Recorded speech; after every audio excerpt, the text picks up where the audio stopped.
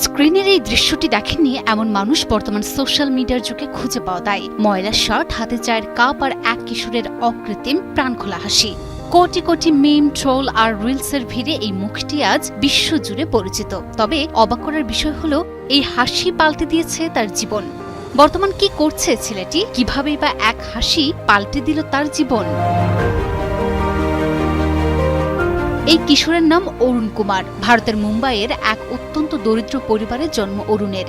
যে বয়সে হাতে বই খাতা থাকার কথা ছিল, দারিদ্র্যের নিষ্ঠুর কষাঘাতে চতুর্থ শ্রেণীর পর সে পড়াশোনা ছেড়ে দিতে হয় তাকে। পেটের তাগিদে খুব অল্প বয়সেই তাকে নামতে হয় ট্রাকের হেল্পার হিসেবে। ধুলোবালি আর ঘামমাখা জীবনই ছিল অরুণের প্রতিদিনের বাস্তবতা। অরুণ কাজ করতেন ট্রাক চালক নেহেরুর সাথে, যাকে সে ভালোবেসে ডাকতেন নেহেরু আন্না। দিনটি ছিল আর 5টা দিনের মতোই সাধারণ। ট্রাক ধোয়ার কাজ শেষ করে অরুণ যখন এক কাপ চা হাতে নিলেন, তখন নেহেরু আন্না তাকে একটি জোকস শোনান। সেই কৌতুক শুনে অরুণের হাসি আর থামছিল না। হাসির চোটে হাতের চা উপচে পড়ছিল মাটিতে।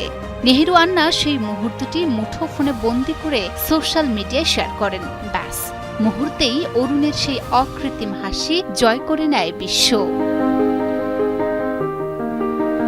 ভাইরাল হওয়ার পর অরুণের সেই হাসি নজর কাড়ে খোদ রাজ্য সরকারের। এরপরই আমূল বদলে যায় তার জীবন। সরকারের হস্তক্ষেপে চাকার গ্রিজ মাখা হাত এখন ব্যস্ত বই খাতার পাতায়। অরুণ আর ট্রাকের হেল্পার নন, বরং একজন নিয়মিত ছাত্র। বর্তমানে অরুণ স্কুলে পড়াশোনা করছে। আগামী বছর তার উচ্চ মাধ্যমিক পরীক্ষা।